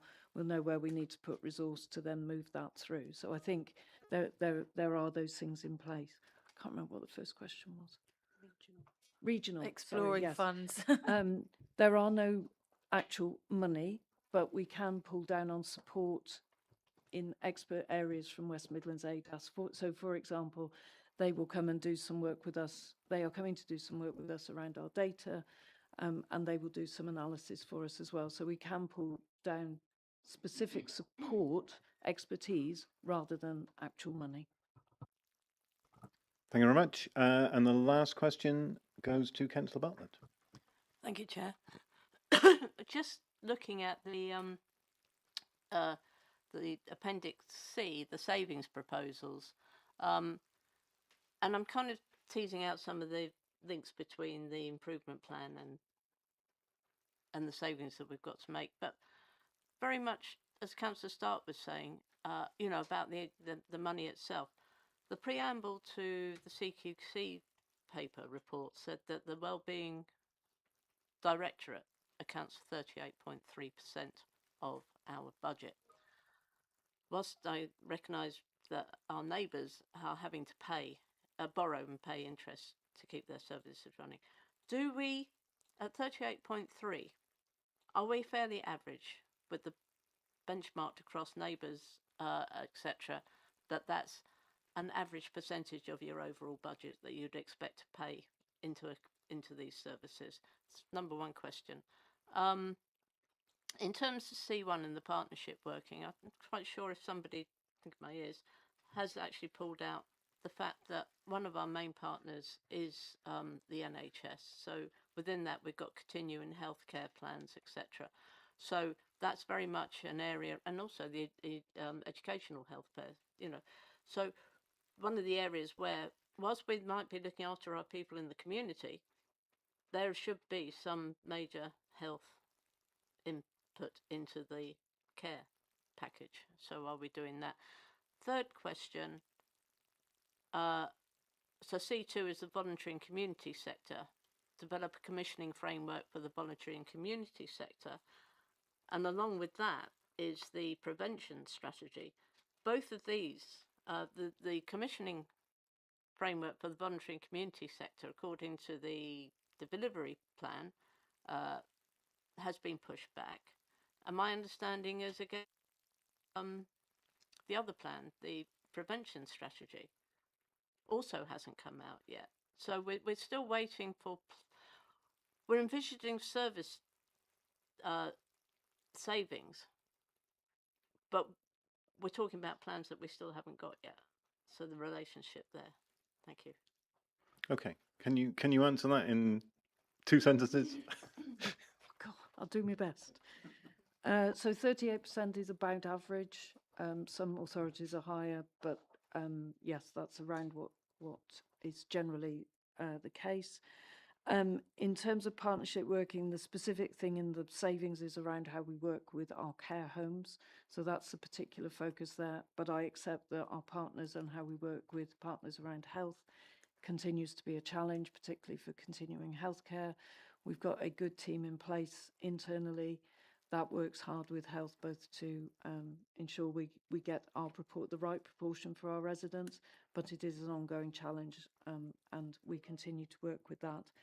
And in terms of the voluntary and community sector, yes, there has been a delay on the commissioning framework. That's largely to do with the way the new Procurement Act works, but that isn't stopping us doing work with the voluntary and community sector to deliver this saving, which is linked to the care in your home services, which will be coming through, is on the forward plan and will be coming through for consideration through Cabinet. But that is about how we work more directly with the community and voluntary sector to support people in their own home where there is that commissioning element. Could you put your microphone on, sorry? Sorry. The delay upon that is because there has been a reduction, not delivery, but a couple of people have left from public health, and therefore that's made it more difficult. There's now somebody who's come in as a sort of an apprentice type who is concentrating on that. So that will be coming very, very soon. Okay, we got very quickly, very quickly. We're eating into break time now. Yep. So I'll be very quick. But I don't track the two adults and children's. I just lump them together, and they're approximately 64.7%, which is generally an average across the nation. So we're not an outlier. Okay, we're going to close our questioning on this. We're going to have a short break, and then we'll come back and discuss any recommendations we want to make. Thank you very much for attending and answering the questions. It's obviously the improvement plan looks like it's a very interesting, important piece of work. We may have some recommendations on it. I think this theme of data clearly is a very emerging theme, and I think that needs to be taken not just from your directorate, but into the council's discussion generally. We will return here at 10 past. We're off.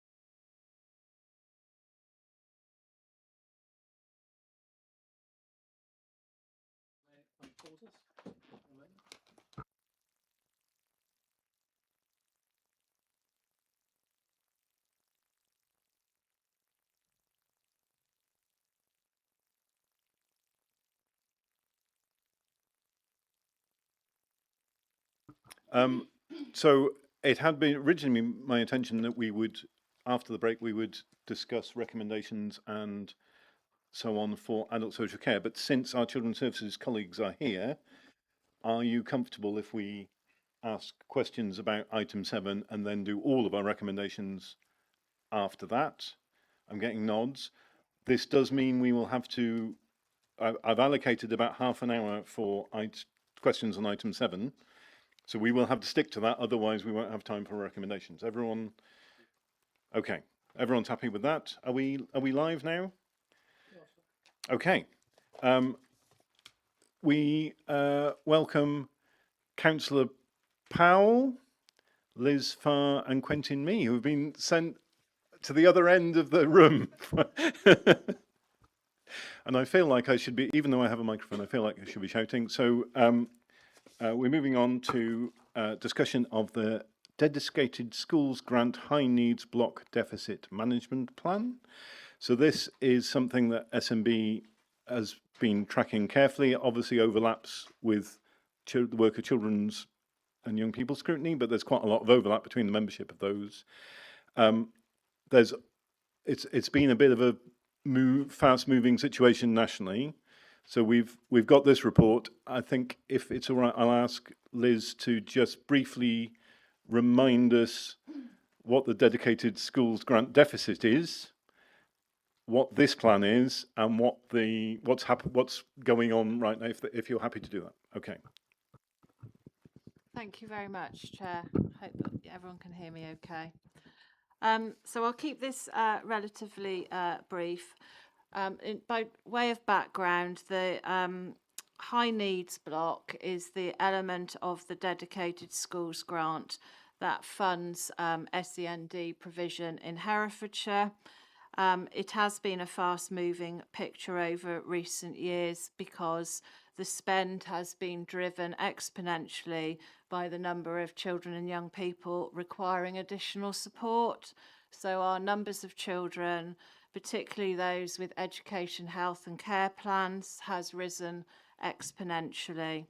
In terms of then the allocation and the link with the funding model, currently at the end of 25-26 we are predicting the cumulative deficit to stand at £36.3 million. This isn't a challenge that's unique to Herefordshire. In fact, our deficit is relatively small in comparison to similar local authorities, but the pressures we are experiencing here are similar to those experienced nationally. We are seeing particular growth in rising complexity of need, increasing demand for specialist placements, and as a result of that, a growing use of independent school provision in order to provide our most complex children with a school place, which is our statutory duty. A couple of years ago now, we produced a deficit management plan to show the Department for Education how we were managing spend. So we needed to do that to have compliance with our grant conditions, to monitor our high needs expenditure, and identify opportunities to improve provision and value for money whilst trying to manage and mitigate operational and financial risks. The deficit management plan progress has been reported in strongly through schools forum and other governance arrangements in terms of monitoring progress. In terms, you asked about how the landscape is changing, and the landscape is changing. You will be familiar with SEND reforms which have been announced. The local authority and partners produced an SEND reform plan which needed to be submitted to the department by the 19th of June. We met that deadline. the premise of SEND reform is around perhaps less specialised support around the most complex children, although that's still part of the landscape.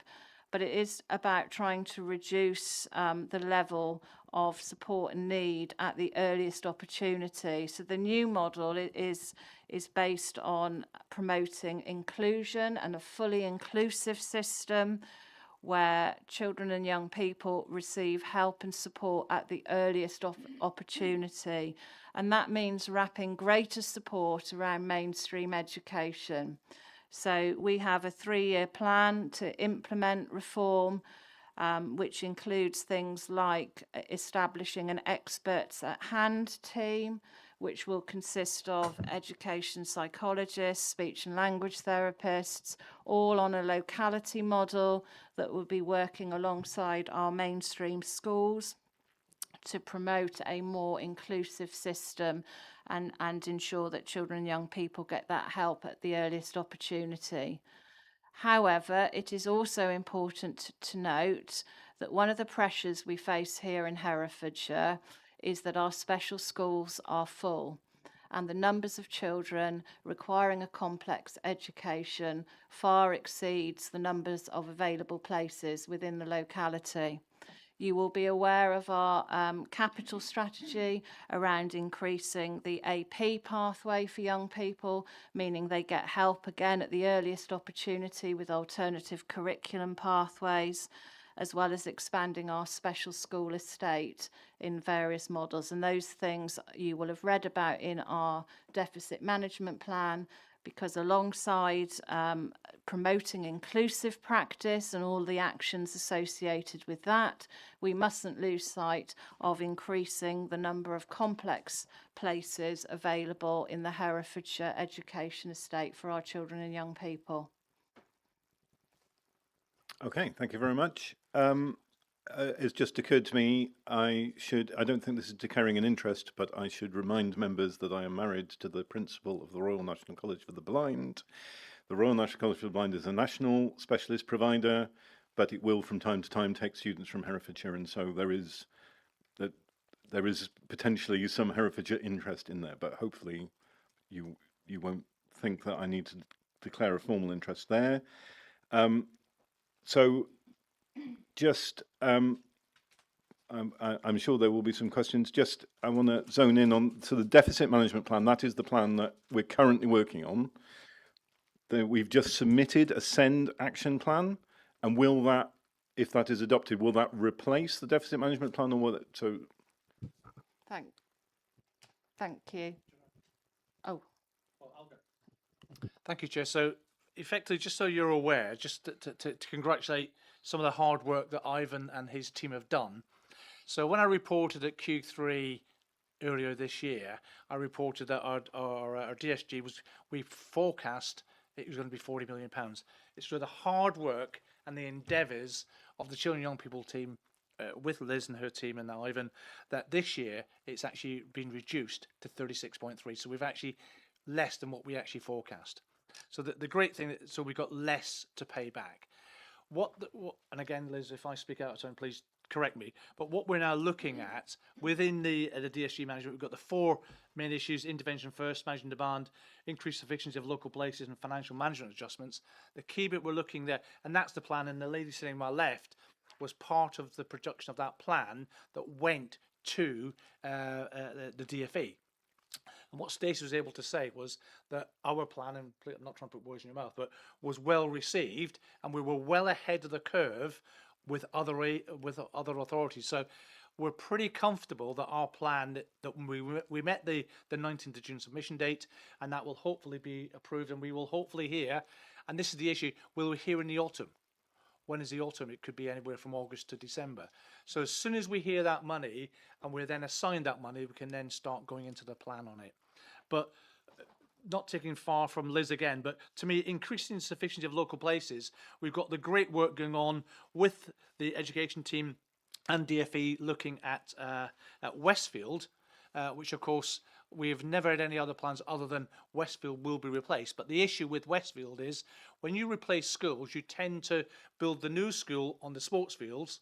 Then you knock the old building down, that goes back to sports fields. Westfield, because of its unique nature, it can't be done. And we are still working very carefully with DFE and others to ensure we can provide a space for that to be rebuilt in.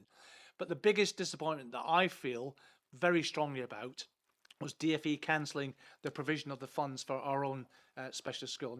And that has been quite harsh to take.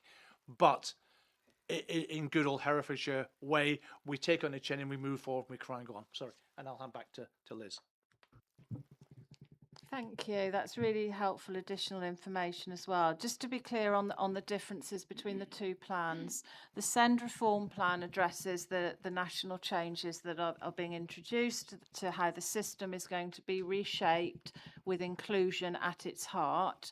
The deficit management plan is a separate plan that tackles the deficit, essentially the financial elements. What we haven't mentioned, which is really critical in this space, is if the SEND reform plan is accepted by the department, and we will hear towards the end of September if that's the case, then that entitles Herefordshire to that 90% stability payment. In essence, 90% of our existing deficit up until the end of this financial year, the 36 million that I quoted, 90% of that will be paid off by the department, and we will be and that payment should land at some point in the autumn. So then, is there still a requirement for a deficit management plan in addition to the SEND reform plan? Yes, there is. We will still be managing a much smaller deficit, and we will still be very much targeting slowing the pace of that expenditure as best we can, whilst balancing that need to meet our statutory responsibilities and get children and young people into a school place that meets their needs in their local community. Councillor Stoddart? Thank you, Chair. And picking up on Liz's point, the most important thing we then do is, as she said, we then we will clear the DSG deficit.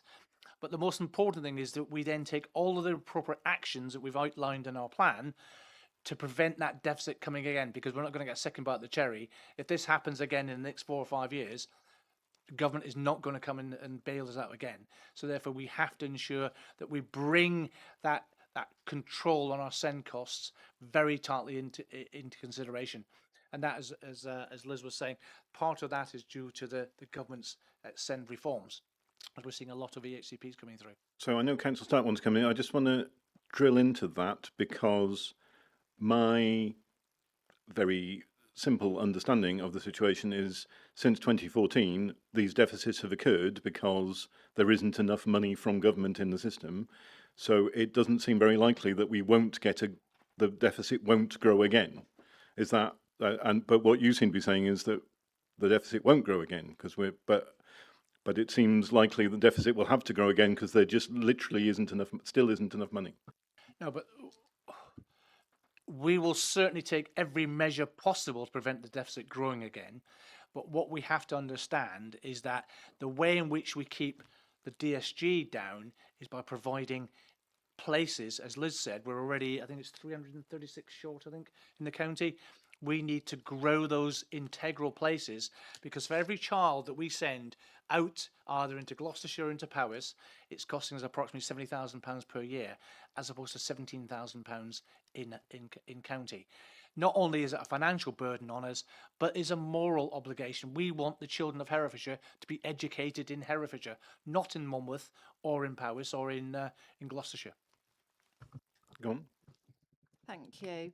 I absolutely couldn't agree more. I think the shortage of specialist school places is a bit of a legacy issue as well. This isn't simply driven by rising demand. Our special schools, they've been full for a little while, so we do have to address that with or without reform.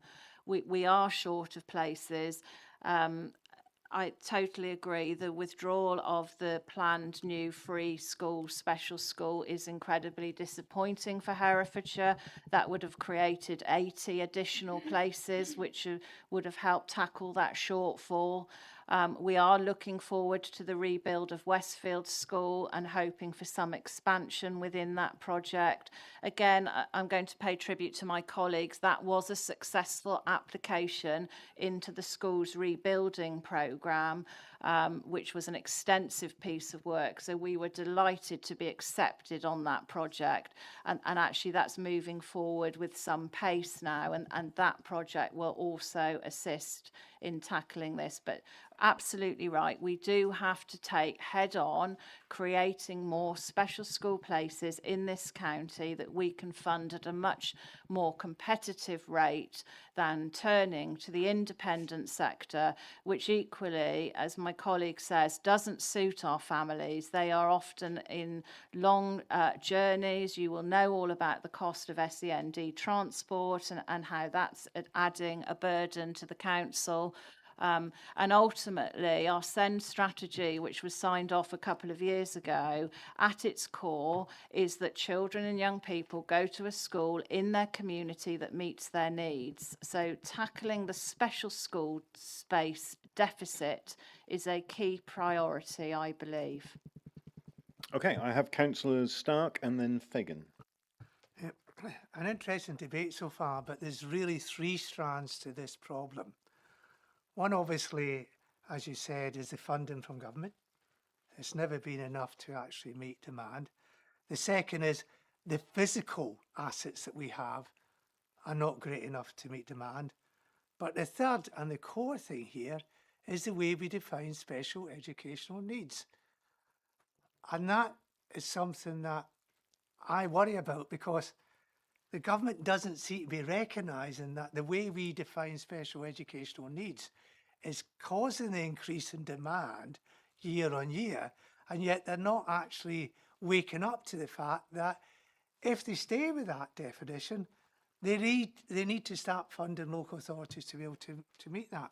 So my question is, what is the executive doing in connection with that in terms of their discussions with DFE? Are you pushing along with other authorities for a complete look at the special education needs definition? Is that actually going to happen in the white paper?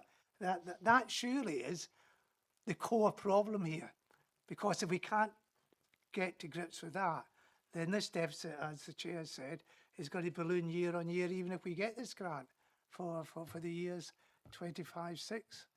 I know Liz will have much to say on this.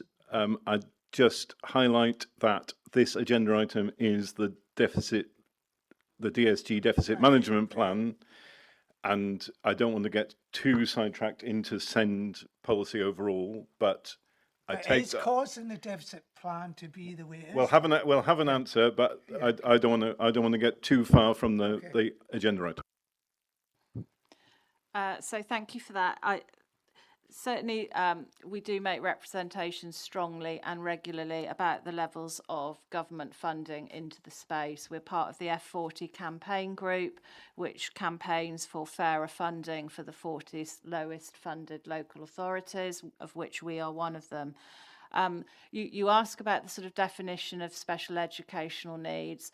The Education, Health and Care Plan system is to be revised. And the government vision is that more children get help in their local school to succeed and to thrive. So we will over time see a removal of education, health and care plans as we know it. But that core group of children that require complex education will still exist and still require a specialist education route. And our projections suggest that that trend that we see now of being several hundred places short, that we still need to address that deficit in number of places available in Herefordshire.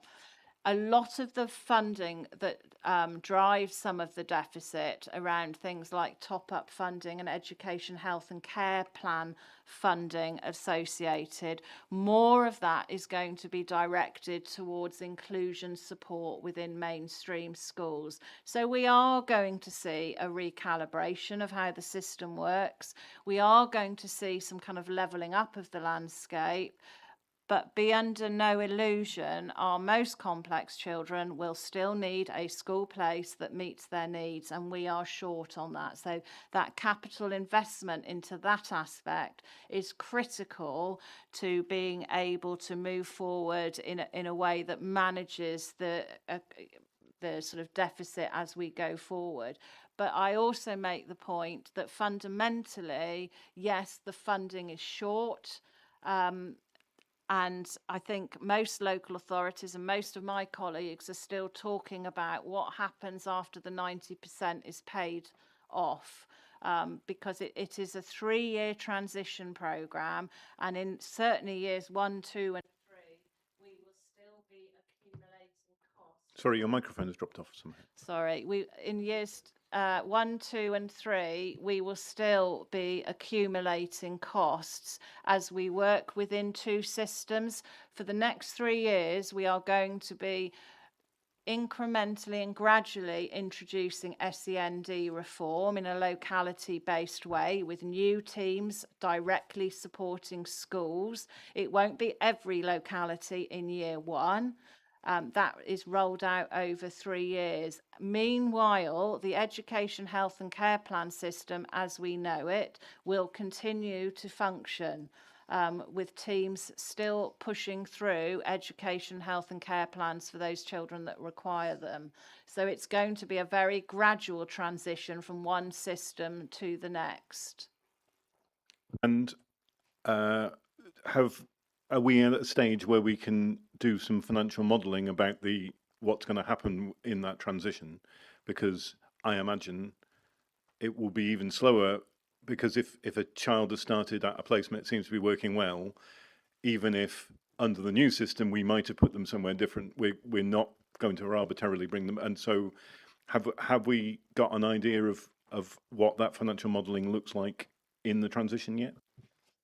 Our SEND reform plan, and Stacey might want to come in and add a little more detail, but our SEND reform plan is underpinned by financial modelling throughout.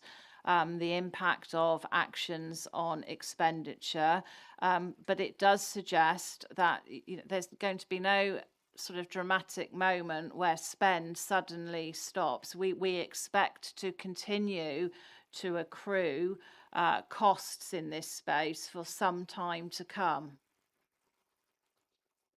Want to add something? Yeah, just to give you the assurance really that yes, there's quite a complex modelling behind the plan that we've put together, and yes, we're kind of forecasting over the period of time. We're looking kind of at 5 years really in terms of our forecast modelling to show the numbers and then the capital projects and the impact that they are going to have. So yes, we are doing that, and we are able to share more information on that, if required. So I'm aware that I took us away from the agenda item there, but we should try and stay on the agenda item. Councillor Fagan. Yeah, I'm just wondering what we are actually doing as a council for taking that head on, creating new special school places. Are we using our kind of capital to do that? Have we got a site identified? Can we move forward on that project? Because obviously that is the one that's going to make the biggest impact on the DSG. And my other question about the high needs stability grant, which is it the high needs stability grant which is sort of dealing with the DSG, the deficit? So is it possible to use some of that grant to actually sort of kickstart our need for high needs places, or is there a hole that grant has to fill, so we can't invest some of that grant? Just to confirm, no, the high needs stability grant is just purely around repaying the deficit that we've already incurred so far, so we can't use it for anything else. Thank you. We also have a high needs capital grant, which you will see in the deficit management plan. that's been submitted with papers. We are gradually increasing the number of places available in Herefordshire over time with what that money allows us to do. So we have expanded things like Hampton Dean to provide extra classrooms. We will be able to contribute to the expansion of Westfield School as part of the rebuilding project. Government deliver like for like, but we are able to financially contribute to the expansion of that. And we also have 2 projects in the capital programme to secure buildings in order to expand our AP provision and pathway for children and young people. So are we, is there no way that we can actually create a new special school without government funding? Is that, I mean, I know you're talking about additional places, but we're talking about the need for a whole new special school, effectively. Yeah, so the capital funding that we've got does not allow us to just build a brand new school. It doesn't stretch that far. What the team are trying to do is secure premises and buildings that we can reconfigure and purchase in order to produce additional special school places. That's a much more cost-effective way of delivering additional places. We are always minded around government projects for bids for new schools and for the rebuilding programme. The challenge we have, and I'm a bit of a critic of this, is that we never know when rebuilding projects or new school projects are going to open, or if indeed they ever will again. So it's very challenging to forward plan in this space. These bids and rounds open randomly, and I can assure everyone in the room that when they do open, Herefordshire has its bids on the table. We don't ever ignore those rounds, but they are highly competitive, and we don't know when the next round will be. The free school, special school project that we've referenced earlier, the government have cancelled that programme of builds, and I don't know if or when a new round will come along. Okay, thank you. But it's just the clarification that we have actually put capital aside to when premises come available, we can actually make a bid for those and to provide those places where we can. We've got a small high needs capital grant that comes into the local authority on an annual basis. There is a lot of pressure on that funding, and it's quite a small grant compared to level of need in Herefordshire. It is the sort of grant that allows us to put a classroom here and a classroom there, to reconfigure a space in a mainstream school, to create a resource-based provision. In reform as well, our schools, particularly in secondary, will all require an inclusion base to use. So those aren't commissioned local authority places. That is a space where schools can deliver small group work or additional support for youngsters in their setting, and all of making sure that all secondary schools can meet that requirement. That's another pressure on that high needs capital grant to do that. So it doesn't stretch as far enough as I would like, and but we're making it work hard.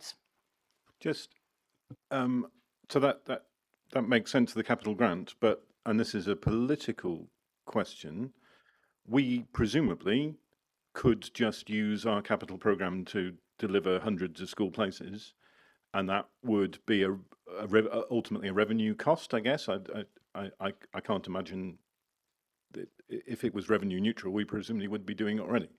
But so it's a political decision that we've chosen not to do that. We've chosen to borrow for other things. How is the Cabinet approaching that prioritisation? Well, you will recall that the capital programme that we all voted for back in February includes £10 million for AP and PRU provision.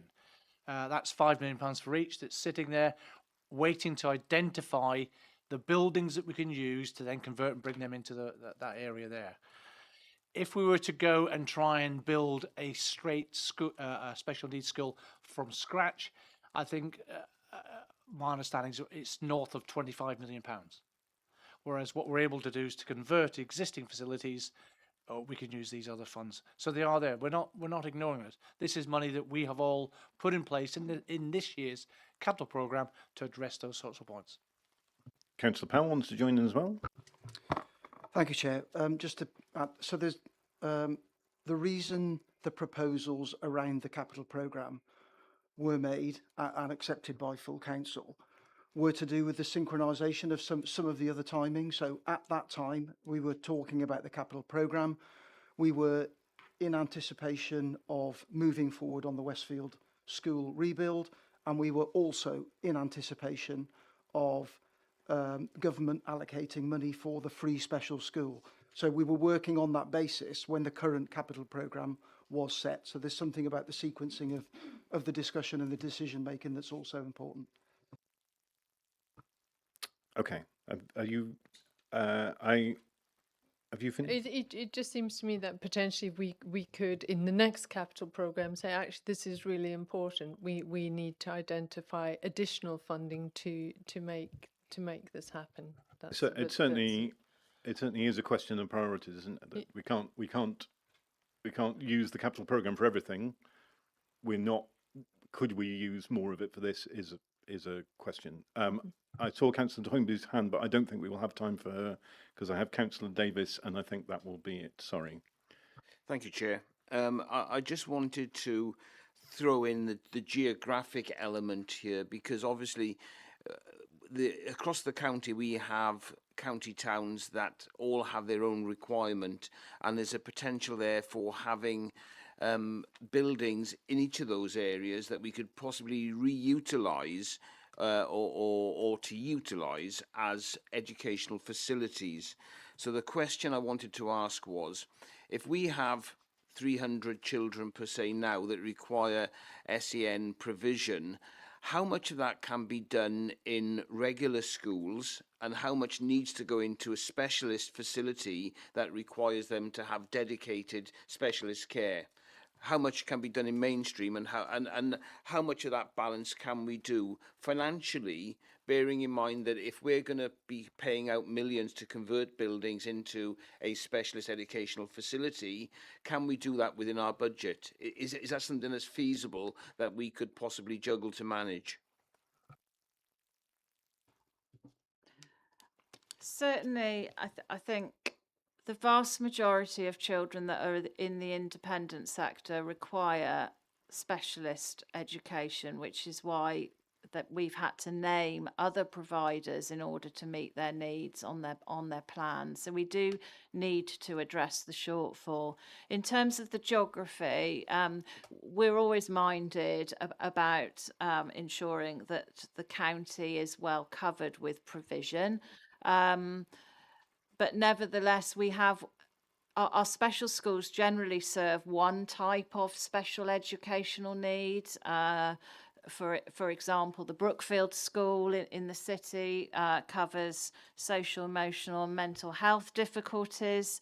To ever get to a place where we can have one of each of these types of schools across the whole county is miles and miles away, I think. Our goal is to ensure that we cover all types of special educational need and age range in the county, regardless of where those schools are located. Thank you. So would this become a double-edged sword in that case, that we require to have in-house provision for transporting children to specialist facilities as to reduce the cost that's costing us at £5 million a year, to having those facilities as well in dedicated areas? It's really interesting when you do the analysis of cost of transport. It is likely that it's not going to mitigate hugely the transport costs, because there still will be a transport bill for getting those most complex children to school. without modelling each individual child and where their alternative school would be, there could be some savings, but I think it's worth just cautioning that in terms of transport, there still will be cost to transporting families. Okay, I'm going to bring that session to a close. The SMB has obviously been very interested in the DSG deficit. I think our main interest in bringing this here was some assurance about the activity that's going on, and clearly Cabinet is paying a lot of attention to this. There still are significant risks ahead of us, and I think SMB and Children's Scrutiny will be making sure that we think about what are the best ways to kind of keep an eye on that. Do Councillor Stoddart or Powell want to say anything at the end? Councillor Powell does, yeah. Thank you, Chair. I'm just going to make one point very briefly. I hope you'll appreciate the point I make. The way the conversation's gone has not given Liz or Quentin the opportunity to say this, but I wanted to say it. They work really closely with our parent carer voice so that co-production in all of these considerations is absolutely at the centre of what they do. And I think that's really, really important to say that. In fact, there's a little display about co-production in the atrium only last week. So that's my final point. Thank you, Chair. Okay, thank you very much. So that's the end of item 7. We are now going to move on to a discussion about recommendations. You are all welcome to stay and join in, but feel no need if you have other places to be. So when we talk about recommendations, we normally do that we suspend the meeting because it's a bit messy. So I'm just saying this to explain to people who are watching this back. So if you could pause the meeting.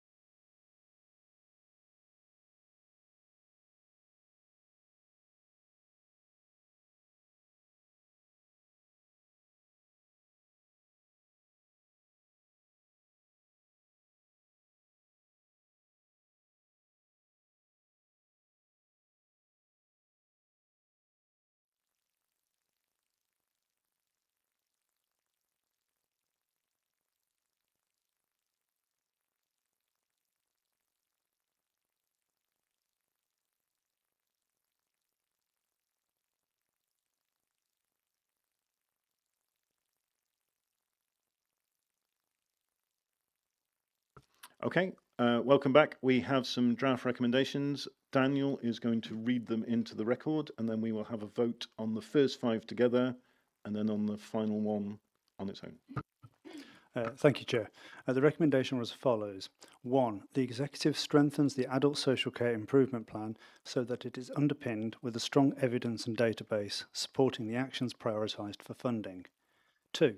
The Executive prioritises the delivery of the prevention strategy and the voluntary and community sector commissioning framework and ensures these link to the improvement plan and to each other.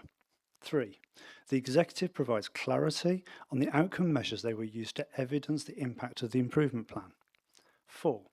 The Executive ensures that there is adequate resource available for data analysis to deliver the Adult Social Care Improvement Plan. 5. The Executive undertakes work to cost fully the Adults Improvement Plan and to address any gaps in the budget setting for 27, 28 and onwards. And 6. The Executive outlines how it will use the capital programme to support the Adult Social Care Improvement Plan. Okay, so we'll take the first 5 en bloc. All those in favour? That's unanimous. And then if this final recommendation, all those in favour? All those against? And any abstentions? So I think that was not carried. Is that right? Noted. Okay, thank you very much. Back to the end of the agenda. So, item 9, commercialisation task and finish group final report. Committee members will have to think back to before Christmas when we started this work. This is just something that we're just failing. It's just failing to land. Indeed. Do you have anything else to? No, I think it's just it's largely written. It's just that events have conspired to delay publication of this. So we anticipate moving this and presenting this at your next meeting, which will be in September, October. But given where we are, we'll be able to circulate a draft to members informally for their comments quite soon. In the next week or two. Any comments, questions on that? And then we can move on to work programme. So we can look at SMB work programme, and also if committee chairs have anything they want to contribute from their work programme. The first thing I'd highlight is in our discussion just now, I feel like we should be doing some work around being a bit more specific about ways in which the executive could be using its capital programme to drive improvement in adult social care or reduce costs in adult social care. Are you happy if we put that on the kind of long list and try and work out where to fit it? Yeah. Is there anything else that people want to talk about specifically on the SMB work programme? I'll highlight that I think it's tomorrow Connected Communities is meeting. Yes, and its main topic for its agenda is the Year of Delivery capital projects, where it'll be looking at 6 of the council's current infrastructure projects. And I think from an SMB point of view, that will be really so. So Connected Communities is obviously interested in those projects because they sit within its purview. But from an SMB point of view, we are very fascinated by how well the organisation delivers capital schemes, how well it mitigates those. So I think from an SMB member point of view, I think it'd be worth watching that back. And we've had email exchanges about the problems with the Shire Hall and with the museum and with the fact they've had to actually cut back in terms of the spec and in terms of the timeline. And there's a worry, I think, that SMB will need to address.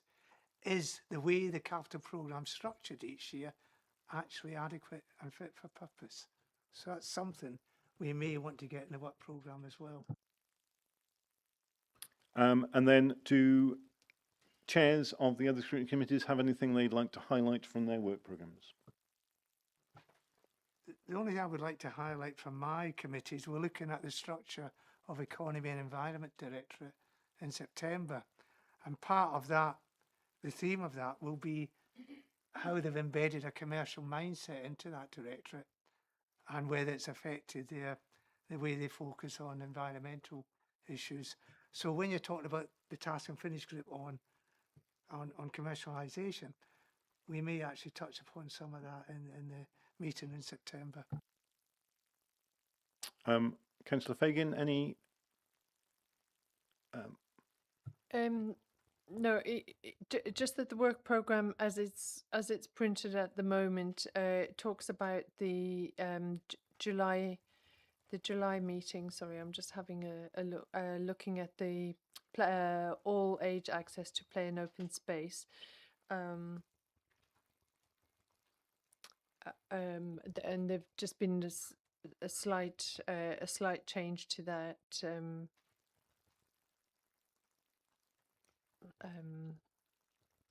The printed program. Sorry, I'm a bit confused about it.